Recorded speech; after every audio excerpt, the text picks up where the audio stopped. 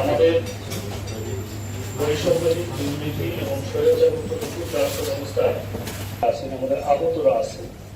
আজকের দিনে আসলে এই দিবস পালন করে আমাদের শুধুমাত্র বক্তৃতা কিংবা বিবৃতির মাধ্যমে যদি সীমাবদ্ধ থাকে, তাহলে আমরা ঠিক আগের যে না হয় সেই সমস্ত ঘটনাকে পুনরাবৃত্তি না ঘটে, সে কারণে আমরা চাই এই দিবসগুলো প্রতি বছরই উদযাপিত হোক।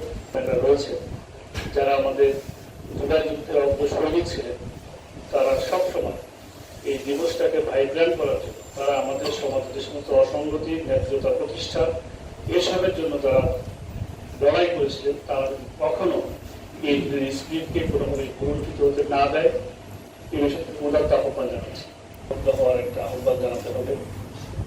এই কারণে সুস্থ দায়িত্ব পালন করতে গেলে আমাদের বেশ কিছু অনুষঙ্গের প্রয়োজন আছে। সেগুলো যদি আমরা ওভারলুক, যারা জুলাই যুদ্ধে শহীদ হয়েছে, যারা আহত হয়েছে, কিংবা যারা এখনো মাঠে সংগ্রাম করছেন, তাদেরকে বিভিন্নভাবে প্যাট্রোনাইজ করার চেষ্টা করছে। সুস্থ প্রশাসনিক কাঠামো তৈরি করার ক্ষেত্রে, একটা মানবাধিকার সম্পন্ন সমাজ প্রতিষ্ঠা করার ক্ষেত্রে, দেশের আইন শৃঙ্খলা পরিস্থিতি স্বাভাবিক রাখা এবং সুষ্ঠু বিচার ব্যবস্থা প্রতিষ্ঠার ক্ষেত্রে আমরা যদি সমাজের বেশ কিছু বিপর্যয় ঘটে গেছে, এটাকে কেন্দ্র করে অনেকে বিভিন্নভাবে বিভিন্ন ধরনের সুযোগ সুবিধা অতিরিক্ত করে নেওয়ার চেষ্টা করছে। আমাদের সেটিকে প্রতিহত করার কথা বলে গেলে চলবে।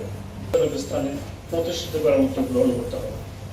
আমরা যারা সরকারি কর্মকর্তা কর্মচারী রয়েছি, আমাদের তাদের কাছে উদাত্ত আহ্বান থাকে, পাশাপাশি আহতদের এবং জুলাই যোদ্ধাদের, যাদেরকে আমরা চিনি, যাদেরকে সমাজ চিনি, যাদের নেতৃত্বে যেন প্রত্যেকের বিভাগ থেকে সরকারের যে সমস্ত ন্যায্যতা রয়েছে, সেই ন্যায্যতাগুলো প্রতিষ্ঠা করে দেওয়ার জন্য তাদেরকে আমরা প্যাট্রোনাইজ করার চেষ্টা করি। আত্মত্যাগ কখনোই বৃথা যাবে না।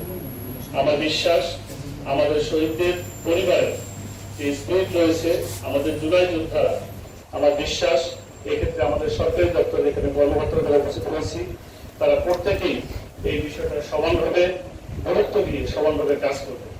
পরিশেষে যাদের আত্মত্যাগের কারণে আমরা সে 16 জুলাইকে আলাদাভাবে স্মরণ করতে পারছি, তাদেরকে আবারও এখানে আন্তরিকভাবে ধন্যবাদ কৃতজ্ঞতা জানাই। তারা তাদের যে অন্তর্দাহন, সে অন্তর্দাহন উপেক্ষা করে তারা তাদের সকল কিছু ভুলে এখানে উপস্থিত হয়েছে। আমি এটা বিশ্বাস করি, এটা নেহাতি তাদের মনের জোর এবং নতুন বাংলাদেশ গড়ার যে স্বপ্ন তাদের উত্তরাধিকার দিয়ে গেছে তাদের সন্তানেরা এবং কিংবা তাদের স্বামীরা কিংবা তাদের ভাইয়েরা।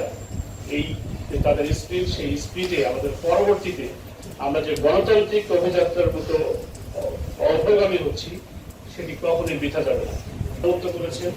এবং ভবিষ্যতে বছর বছর এ ধরনের একটি আয়োজনের মাধ্যমে আমরা শহীদদের স্মরণ করা থেকে শুরু করে আমাদের রাষ্ট্রের পক্ষ থেকে যে ধরনের সিদ্ধান্ত দেওয়া থাকবে, যে ধরনের কার্যক্রমের ডিজাইন করা হবে, সেই ডিজাইনে আমি জেলা প্রশাসক সরকারের প্রতিনিধি হিসেবে আপনাদেরকে আমন্ত্রণ জানালে আপনারা এরকম স্বতঃস্ফূর্তভাবে এসে আমাদের অনুষ্ঠানগুলোকে সাফল্যমণ্ডিত করবেন।